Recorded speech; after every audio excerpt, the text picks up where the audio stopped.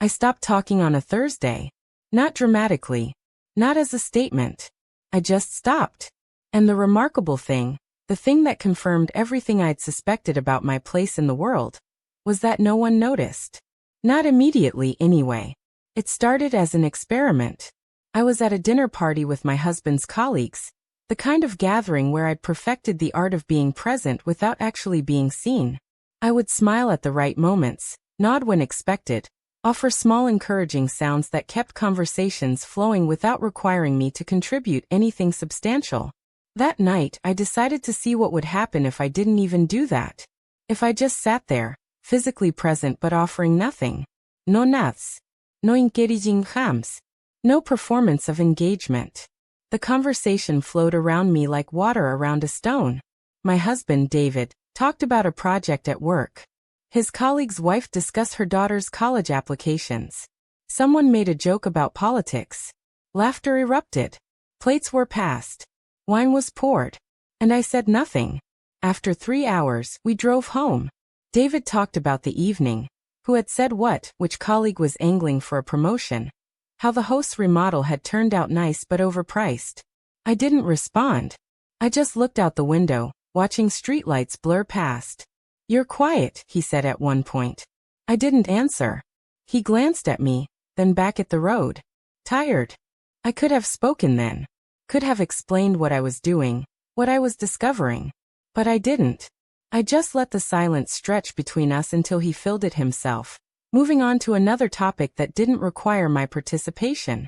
When we got home, he kissed my forehead. "I'm going to bed. Don't stay up too late."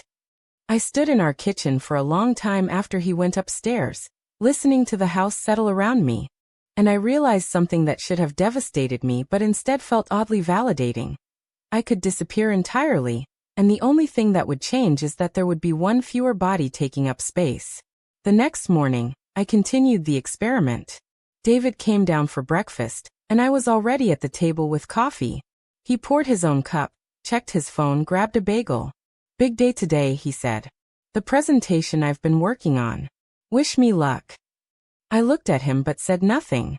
He paused, waiting for my usual response, some variation of "you'll do great" or "I'm proud of you." When I didn't offer it, he looked slightly confused, but then his phone buzzed and he was distracted. "Okay, gotta run. Love you." He kissed the top of my head and left. I sat there with my coffee, wondering how long it would take. How many silent meals? How many unanswered questions? How many missing responses before someone actually noticed that I'd stopped participating in my own life? At work, I was a medical transcriptionist, a job I'd chosen specifically because it required minimal human interaction. I spent my days listening to doctors' recordings and translating them into written reports. The work was solitary, mechanical, perfect for someone who'd learned to make herself small. I could go entire days speaking to no one. And on this particular Friday, I tested whether anyone would notice if I didn't even offer the occasional "good morning" or "see you tomorrow" that typically bookend my workday. They didn't. I passed colleagues in the hallway. They smiled vaguely and kept walking, not registering that I hadn't returned the greeting. I ate lunch in the break room while 2 coworkers discussed a TV show. They didn't try to include me in the conversation. They never did. I was furniture to them, present but irrelevant. By the end of the week, I'd gone 5 days without speaking. 5 days of dinners where David monologued about his day, while I moved food around my plate. 5 days of work where I completed my tasks in complete silence. 5 days of existing without anyone noticing that I'd stopped trying to exist. On Saturday, we went to David's parents' house for dinner. His mother, Patricia, was the kind of woman who filled every silence with words, asking questions she didn't wait for answers to, telling stories that centered herself in every narrative. At dinner, she asked me, "How's work going, dear?" I looked at her and said nothing. She waited approximately 3 seconds before David jumped in. "She's been really busy. Lots of backlog in her department." Patricia nodded, already moving on. That's good, that's good. "David, did I tell you about what happened at my book club?" And she was off, a monologue that required no participation from me, just the appearance of attention. I sat there, a ghost at my own life's table, and no one saw me fade. That night, lying in bed beside David, I waited to see if he would say anything. If he would ask why I'd been so quiet. If he would notice that I hadn't spoken a single word in 7 days. He scrolled through his phone, made a comment about something he'd seen online, then turned off the light and went to sleep. I lay awake in the darkness, tears sliding silently down my face, and I understood something I'd been avoiding for years. I had become so good at being invisible that even I had started to believe I wasn't really there. By the second week, the silence had become its own presence. It followed me everywhere, not as an absence but as something solid. Something that was testing everyone around me. Asking the question, how long can she disappear before someone reaches out to pull her back? I started documenting it. Not obsessively but factually. A small notebook where I tracked each day, noting interactions where my silence should have prompted concern but didn't. Day 8. David asked if I'd picked up his dry cleaning. Didn't wait for answer. Found receipt on counter himself. Day 10. Coworker asked if I was feeling okay. She said, well, let me know if you need anything, and walked away. Day 12. Mother-in-law called. David answered. Told her I was in the shower. I was sitting right next to him. The lies people told on my behalf were fascinating. Not malicious lies. Casual ones. Automatic explanations that filled the space my voice should have occupied. They were so accustomed to speaking for me that they didn't notice they were doing it. At work, my supervisor sent an email asking about a project deadline. I didn't respond. 3 days later, she stopped by my desk. Did you get my email about the Henderson file? I looked at her. Said nothing. Kelly. She leaned closer. Are you okay? You seem distant lately. I held her gaze, waiting to see if she would push. If she would actually demand an answer, force me to break my silence or acknowledge that something was wrong. After an uncomfortable moment, she straightened. Well, the deadline is next Friday. Let me know if you have questions. She walked away. I turned back to my computer. That night, David came home angry about something at work. He ranted for 20 minutes about a colleague who'd taken credit for his idea, about office politics, about how undervalued he felt. I stood at the stove, stirring pasta, watching him pace. Finally he stopped. Sorry. I'm venting. How was your day? I looked at him. Said nothing. Quel? I stirred the pasta. Are you mad at me about something? I wasn't mad. I was testing. I was waiting for him to realize that I hadn't spoken in 13 days. That his wife had gone silent. And he'd been too absorbed in his own world to notice. But he didn't realize. He just assumed this silence was about him. Something he'd done wrong. Some infraction he needed to identify and correct. Is this about last weekend? About me playing golf instead of going to that art show with you? I hadn't wanted to go to an art show. He'd invented this grievance because my silence needed an explanation. And his mind supplied one that centered him. Okay, you're definitely mad. He sighed frustrated. I don't know what you want me to say. I said I was sorry about that. He hadn't said he was sorry. He was confusing me with someone else, some other conflict. But it didn't matter. He needed my silence to mean something that made sense to him, so he was creating a narrative that did. I served dinner. We ate in the same silence that had characterized every meal for 2 weeks, except now he thought it was hostile instead of just empty. After dinner, he retreated to his study. I heard him on the phone with his brother, voice lowered but audible. Don't know what I did, giving me the silent treatment. You know how women are. I stood outside his door, listening to him complain about my silence to someone else rather than actually asking me about it. And I felt something I hadn't expected. Not sadness, but a strange sense of power. My silence was making him uncomfortable. It was disrupting his routine, forcing him to notice me even if he was noticing me wrong. For the first time in years, I wasn't just accommodating his world. I was creating a space he couldn't fill with his own noise. On day 16, I broke a glass. It was an accident. My hand slipped while washing dishes, and the glass shattered in the sink. David came running from the other room. Are you okay? Did you cut yourself? I held up my hands, showing him they were fine. He relaxed immediately. Jesus, you scared me. I thought. He stopped studying my face. You're being weird. Like really weird. Is there something you want to talk about? This was the closest he'd come to actually asking. To recognizing that something was wrong beyond his invented narratives. I could have spoken then. Could have explained. But I wanted to see if he would ask directly. If he would say the words. Why aren't you talking to me? He didn't. Instead he said, look, whatever I did, I'm sorry. Can we just move past this? I turned back to the broken glass, carefully picking up the pieces. He waited another moment, then left. I give up. I heard him mutter. That night, I wrote in my notebook, day 16. He apologized for something he didn't do rather than ask what's actually wrong. The next morning, I got an email from my sister, Emma. We talked maybe once a month, surface-level conversations about nothing in particular. The email was chatty, casual, mentioning a promotion at her job and asking how I was doing. I didn't respond. 3 days later, she called. David answered. Hey Emma, yeah, she's here, hold on. He held the phone out to me. Your sister. I looked at the phone but didn't take it. David's expression shifted from neutral to confused. Kel, Emma's on the phone. I turned and walked away. Sorry, I think she's in a weird mood. I heard him say into the phone. I'll have her call you back. He hung up, stared at me. What is going on with you? I said nothing. Are you sick? Do you need to see a doctor? The concern in his voice was real, but it was surface level. He was worried about me the way you worry about a car that's making strange noises. Aware something was wrong, but only as it pertained to his own convenience. Kelly. His voice had an edge now. You need to talk to me. This isn't normal. I met his eyes, and I saw him really look at me for the first time in weeks.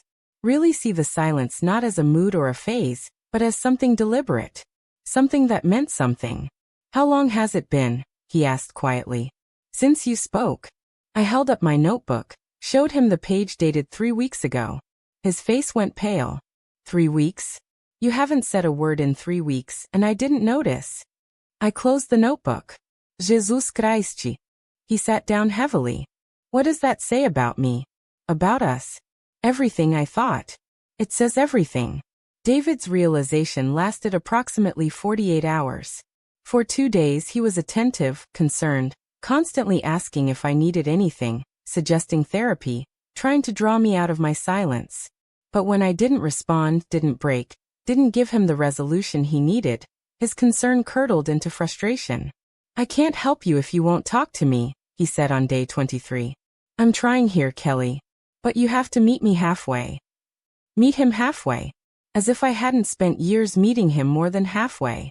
As if I hadn't molded myself into whatever shape fit most easily into his life, speaking when spoken to, agreeing when disagreement would be inconvenient, disappearing into the background of his story. He wanted me to break my silence now because it was disrupting his comfort. Not because he genuinely wanted to hear what I had to say. By the end of the 4th week he'd stopped asking. We lived like roommates. Polite, distant, orbiting each other without actually connecting.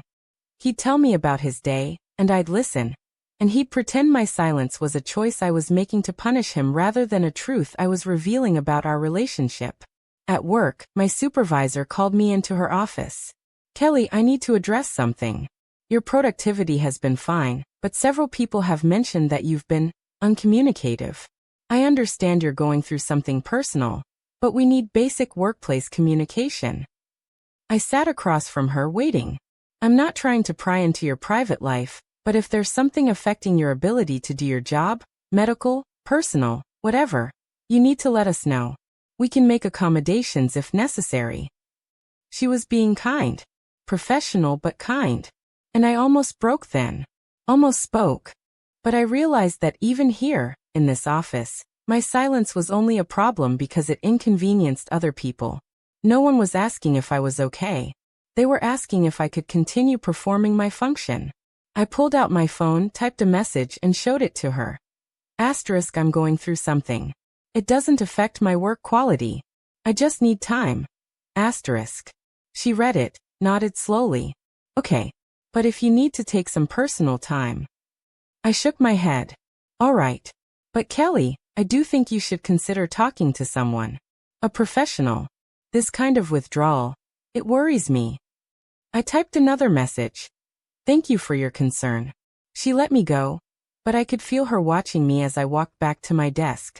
She'd done her due diligence, shown appropriate concern. Now she could return to her other responsibilities with a clear conscience. That night, Emma called again. This time I answered the phone myself. She couldn't hide her relief. Kelly, thank God. David said you were going through something. What's going on? I said nothing. Kel, are you there?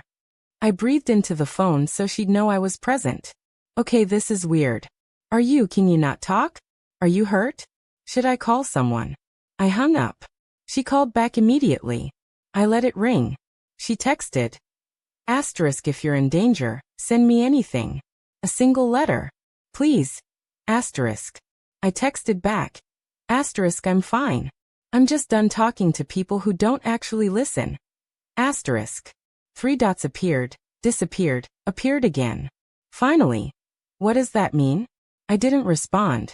She called David. I heard him on the phone in the other room. I don't know what's going on. 3 weeks. Won't talk to anyone.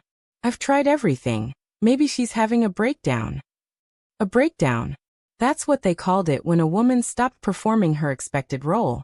When she stopped accommodating, stopped smoothing over uncomfortable truths, stopped speaking words that no one actually listened to anyway. On day 31, David's mother invited herself over. She arrived with groceries and concern, letting herself in with the spare key we'd given her for emergencies. Kelly, sweetheart, David is worried sick. We all are. What's going on? I was sitting in the living room, reading a book. I looked up at her and returned to my reading. This is ridiculous. You're a grown woman. You can't just stop talking because you're upset about something. Life doesn't work that way. I turned a page. Whatever David did, and he says he doesn't know what it was, you need to talk to him about it. That's how marriage works. Communication. The irony of being lectured about communication by a woman who'd never listened to me, who'd spent years talking over me, around me, past me, was almost enough to make me laugh. She tried for another 10 minutes, her monologue filling the room like it always did. Eventually, frustrated by my lack of response, she left. I'll pray for you, she said at the door, like my silence was a sin that required divine intervention. That night, I found David crying in our bedroom. Not loud, dramatic crying, quiet tears of genuine distress. I stood in the doorway, watching him. He looked up, saw me. I don't know how to reach you. It's like you've gone somewhere I can't follow, and I don't understand why. I walked to my nightstand, pulled out my notebook, and handed it to him. He read through the entries. Weeks of documentation showing how invisible I'd become. How many times he'd answered for me, spoken over me, filled my silences with his own narratives. How no one had noticed I'd stopped talking because I'd spent so long only saying what people expected to hear that my actual words had become irrelevant. When he finished, he looked devastated. Is this really how you see it? How you see me? I took the notebook back and wrote on a fresh page. Asterisk, this is how it is. Not how I see it. Asterisk. I didn't mean to. I never wanted to make you feel invisible. I wrote. Asterisk, but you did. You all did. And the worst part is that it was so gradual, so comfortable, that none of you even noticed. Asterisk. What do you want from me? From us? I wrote. Asterisk, I want to matter. Not as someone who makes your life easier. Not as someone who agrees with everything you say, but as someone whose presence or absence actually affects your world. Asterisk. He read it, wiped his eyes. You do matter. You always have. I shook my head and wrote. Asterisk, I've been silent for 31 days. You noticed after 16. That tells me exactly how much I matter. Asterisk. He had no response to that. Because it was true and we both knew it.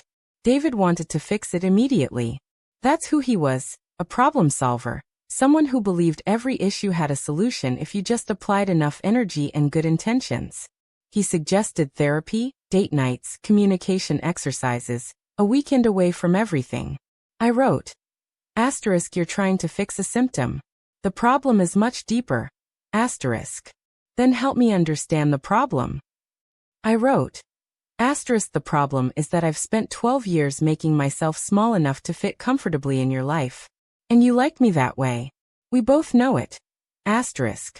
He wanted to argue, but he couldn't. Because I'd been the perfect wife. Agreeable, supportive, undemanding. I'd built my entire identity around being easy to love, which meant erasing everything that might create friction. And he'd accepted that version of me without ever asking if it was real. On day 35, I went to see a therapist. Not because David suggested it, but because I needed to understand something. Was my silence sustainable? Was it a protest, a breakdown, or something else entirely? Dr. Chen was in her 60s, with the kind of calm presence that suggested she'd heard everything and been surprised by none of it. I handed her a letter I'd written explaining my situation. She read it carefully, then looked at me. Can you speak? Physically. I nodded. But you're choosing not to. Another nod. And this choice, it started as an experiment, to see if anyone would notice. I wrote on a notepad I'd brought, to see how long I could disappear before someone pulled me back. And the answer was longer than you hoped. Much longer. What does the silence give you that speaking didn't? I thought about this for a long time before writing. Asterisk, honesty. When I don't speak, people reveal who they really are. They stop performing for me and just exist. And I get to see how little space I actually occupied in their lives. Asterisk. That sounds painful. It's clarifying. She nodded slowly. I see a lot of people who've spent their lives performing versions of themselves they thought others needed.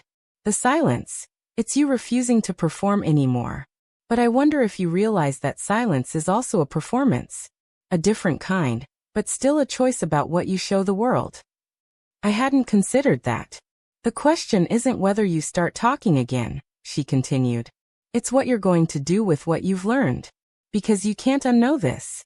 You can't go back to being the version of yourself who disappeared into other people's narratives. I wrote, I don't want to go back. Then what do you want? I stared at the question for a long time. Finally, I want to exist loudly enough that my absence would leave a hole. That's a good goal. But you can't achieve it through silence. Eventually you have to speak. The question is, when you do, what will you say that you've never said before? I left her office with more questions than answers. But I appreciated that she hadn't tried to fix me, hadn't pathologized my silence, hadn't told me I was having a breakdown. She'd treated it as what it was, a choice. A radical one, maybe, but a choice nonetheless. On day 40, I went to David's office. I rarely visited him at work. He'd always said it was his space, his professional world that didn't need to intersect with our personal life. But I went anyway, unannounced, and asked the receptionist to tell him I was there. He came out looking concerned. Kel, is everything okay? Did something happen? I handed him a letter. He read it in the middle of the lobby, and I watched his face cycle through emotions. Confusion, hurt, understanding, grief. The letter said, Asterisk, I'm leaving for a while. Not permanently. I don't know yet what permanently means. But I need space to remember who I am when I'm not trying to be what you need. You're not a bad person. You never tried to erase me. I erased myself because I thought that's what love required. But I was wrong. Love should make you more yourself, not less. And I've become so much less that I can't recognize myself anymore. I'll be at Emma's. I don't know for how long. When I come back, if I come back, I need to come back as someone who takes up space. Someone whose voice matters. Someone whose silence would actually be noticed immediately, not after 2 weeks. I hope you can love that person. But if you can't, I understand. Asterisk. He looked up from the letter, his eyes red. You're leaving. I nodded. Can we talk about this? Can we? He stopped himself, realizing the absurdity. Right. You're not talking. But Kelly, please. Don't do this. We can work through this together. I shook my head and wrote on my notepad. Asterisk, this isn't something we work through together. This is something I have to do alone. Asterisk. I kissed his cheek and walked out. Emma picked me up at the airport the next day. She'd agreed to let me stay with her without asking too many questions. Maybe because David had filled her in. Or maybe because she sensed I needed space more than explanations. "You know you don't have to talk," she said as we drove to her apartment. "But if you want to, I'm here. And if you don't, I'm still here." For the first time in 42 days, I felt tears form. Not from sadness, but from relief. Someone was offering to exist beside me without demanding I perform for them. I wrote, "Thank you. Is it weird that I'm actually kind of proud of you?" Emma said, "I mean, I know this is probably scary and confusing, but it's also incredibly brave. To just stop. To refuse to keep doing something that was making you disappear. That takes guts." I hadn't thought of it as brave. But maybe it was. Maybe choosing to be difficult, to create disruption, to refuse to make yourself easy. Maybe that was the bravest thing I'd ever done. I stayed with Emma for 3 months. Long enough for the silence to stop being a statement and start being a genuine exploration of who I was when I wasn't filling space with agreeable words. I got a temporary job at a bookstore. The owners were an older couple who didn't push conversation. They accepted that I would point to what customers needed, write notes when necessary, and otherwise exist quietly among the stacks. It was peaceful in a way my life hadn't been in years. Emma and I developed a rhythm. She'd talk about her day and I'd listen. Sometimes I'd write responses. Sometimes I'd just nod or shake my head. She learned to read me, really read me, in a way no one had bothered to before. "You're happier," she observed one evening. "Quieter, obviously, but happier. Like you're not carrying something heavy anymore." I wrote, "I'm not carrying the weight of everyone else's expectations. Were they that heavy? David's and everyone's. Asterisk crushing. But I didn't realize it until I put them down. Asterisk. David called regularly. At first, the calls were desperate. Pleas for me to come home, promises to change, assurances that he'd do better. Emma would answer and relay his messages. I'd listen, but I didn't respond. After about 6 weeks, the calls changed. He stopped asking me to come back and started sharing what he was learning about himself. How much space he'd taken up. How he'd mistaken my accommodation for contentment. How he'd built a life that required my silence to function smoothly. I started therapy. Emma told me after one call.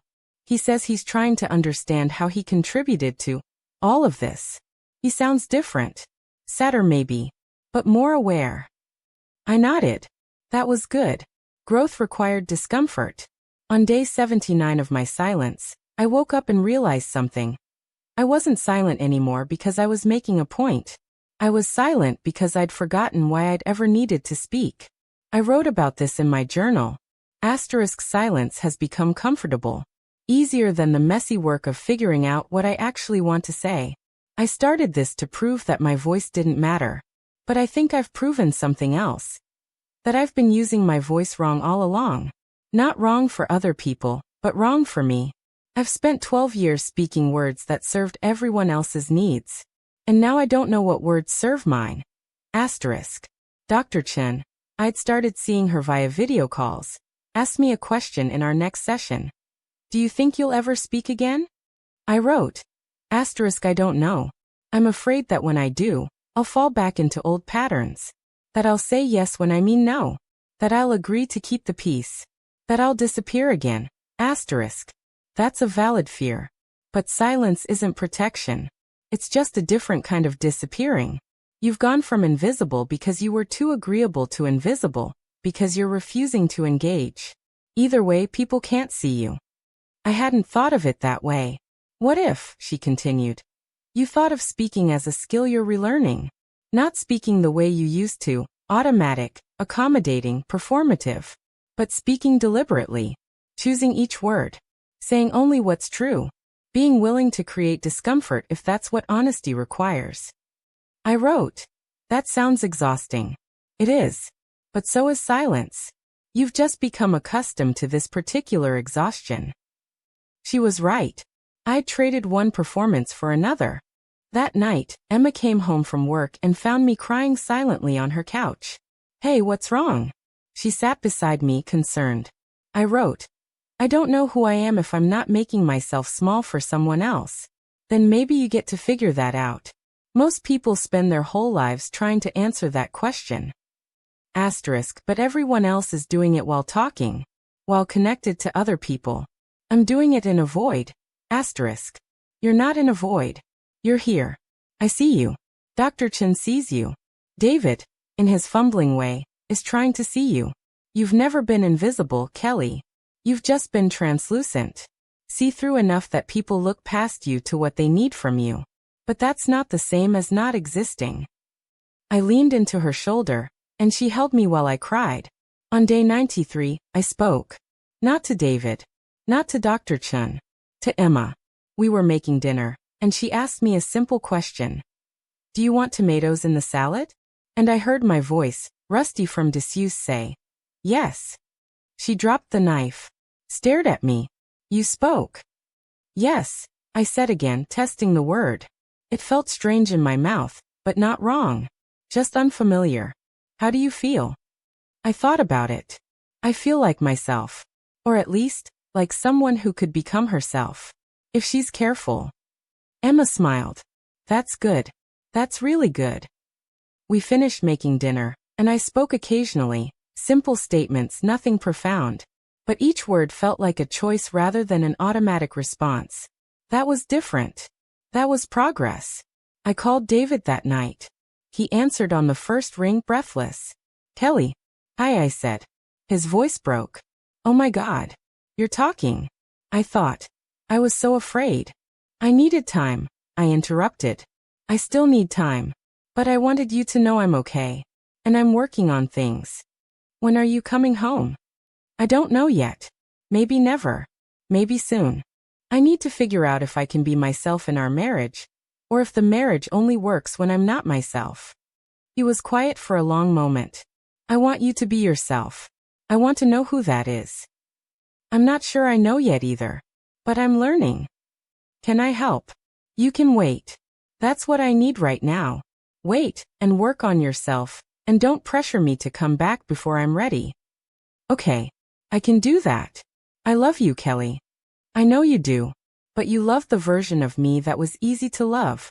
I need to become someone harder to love but more real. And I need to know if you can love that person too. I want to try. Then we'll see. I hung up. Emma was watching me from across the room. How do you feel? She asked. Terrified, I admitted, but less lost. It's been 8 months now since I stopped talking. I've been speaking again for 5 of those months, but differently than before. I say no now. I disagree. I voice preferences even when they're inconvenient. I take up space. Some people don't like it. David's mother called me selfish. A few friends drifted away. My supervisor seemed confused by my newfound assertiveness. But Emma says I seem more alive. Dr. Chen says I'm doing the hard work of becoming authentic.